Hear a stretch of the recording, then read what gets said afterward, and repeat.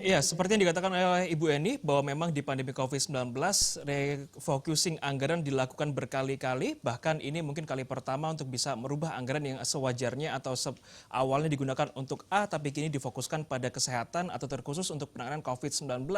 Dikatakan oleh Bu Eni bahwa perubahan anggaran ini cukup besar tapi penyerapannya ternyata tidak sebesar yang diharapkan atau masih sangat rendah. Nah, inilah yang akan kita bahas bagaimana bisa kerjasama antar OPD ini dibentuk supaya bisa Kota Surabaya khususnya menekan angka COVID-19 terhitung sejak Presiden Joko Widodo mengeluarkan ultimatum 2 minggu ini harus segera turun. Ibu Eni tadi dikatakan oleh Pak Baktiono bercerita bahwa jika ada satu instansi pegawainya reaktif, rapid test atau justru terkonfirmasi positif, mau tidak mau instansi tersebut harus ditutup atau di lockdown yang akhirnya berimplikasi pada bagaimana pelayanan masyarakat terganggu.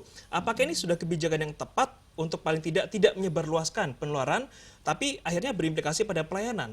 Bagaimana Ibu?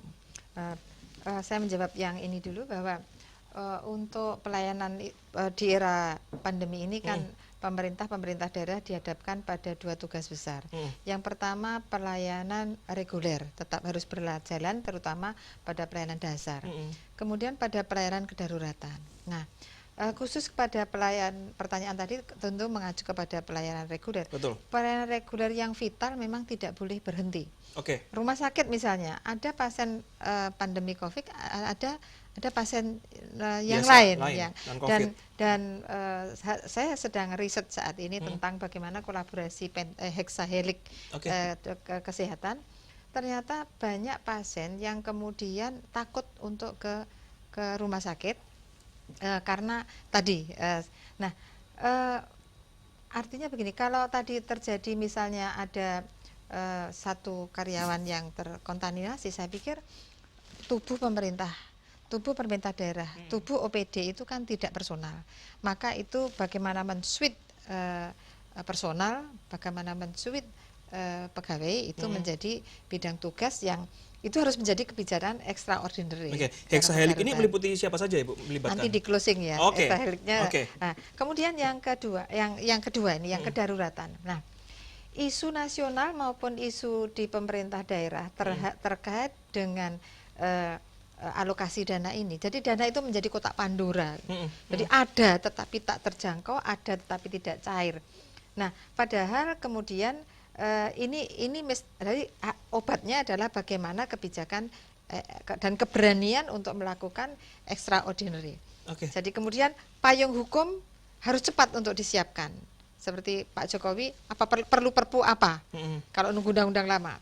Nah, ini kemudian setelah itu kelihatannya walaupun ini tidak pernah saya mendengar secara eksplisit, tetapi implisit saya membayangkan bahwa para kawan-kawan di OPD itu berpikir juga tentang bagaimana pemeriksaan nanti.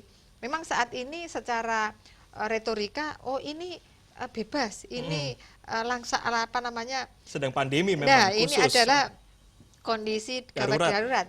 Tetapi pernah memang terjadi seperti itu, kawan-kawan dari pemeriksa itu pada tingkat akhir tetap juga menyoal, sehingga ada apakah perlu statement itu yang dituangkan dalam satu produk kebijakan sehingga bisa menjadi cantolan hukum, payung hukum untuk keberanian membongkar kotak Pandora ini menjadi sebuah aktivitas yang real. Oke, berarti ada kekhawatiran jika terus beroperasi takut tertular, tapi jika berhenti artinya nanti saat di cross check oleh teman-teman pemeriksa ternyata ada yang menyalahi aturan walaupun ini dalam kondisi darurat. Tapi terkait dengan kerjasama antar OPD, Pak Baktiono, sudahkah kawan-kawan di Kota Surabaya ini satu visi untuk bisa menyelesaikan masalah pandemi ini di Kota Surabaya?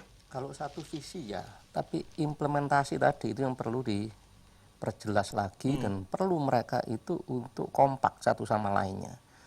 Tadi saya sampaikan di Dinas Kependudukan Pencatatan Sipil. Ini di kecamatan juga demikian. Di kelurahan juga gitu. Kalau ada 1 atau 2, biasanya cuma 2 yang reaktif, itu di lockdown 2 minggu. Bayangkan, kalau seperti itu pelayanan masyarakat seperti apa? Belum pasar. Ya, betul. Nah, itu juga demikian. Oleh karena itu, jadi mau tidak mau, ini juga masa pandemi dan darurat. Jadi negara dalam keadaan darurat, bukan negara, dunia. Betul. Ini semua juga harus bersama-sama gotong royong untuk mengatasi itu. Jadi paling tidak kalau misalnya di pasar, ya penjualnya dikasih APD. Dijaga di sana, ada Linmas, Satuan Polisi Pamung Praja, dan juga misalnya kalau warga tidak pakai masker, diberi masker. Di sana ada termogan dan itu kan paling tidak kan deteksi dasar awal untuk itu. Nah, sehingga dalam roda perekonomian, roda kehidupan di masyarakat itu tetap hidup, tapi warganya aman, kan seperti itu. Tetap mendapatkan pelayanan. Pelayanan juga seperti itu. Karena apa? Sekarang seperti masa era digital ini, EKTP itu diperlukan. Kalau EKTP-nya tidak ada, hanya surat keterangan atau suket, itu tidak bisa di bank itu. Sampai seperti itu ada juga ada batas-batas. Kalau ini tidak segera ini tidak bisa untuk dilakukan.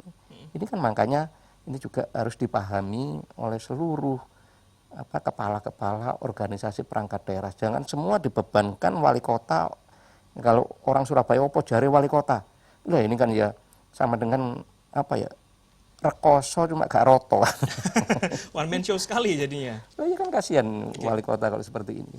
Oke, jadi memang terkait dengan kondisi pandemi ini memang adalah kondisi darurat, tapi kita lihat bagaimana pemerintah sudah bisa merumuskan berbagai macam kebijakan di masing-masing daerah sesuai dengan kebiasaan, adat istiadat dan lain sebagainya untuk bisa paling tidak menekan pertumbuhan angka corona positif. Dan kita lihat memang di kota Surabaya sendiri berbagai macam upaya telah dilakukan, salah satunya adalah mengeluarkan kebijakan di mana pemerintah atau aparat kepolisian ini atau aparat Satpol PP bisa menindak tegas mereka-mereka yang melanggar protokol kesehatan. Salah satunya menyita KTP atau bahkan meminta sang pelanggar untuk bertugas di dinas sosial, khususnya di rumah sakit yang menampung ODGJ atau orang dalam gangguan jiwa dan bisa merawatnya. Sudahkah ini tepat untuk bisa membuat efek jera? Kami akan bahas sesaat lagi, tetaplah di iBreak.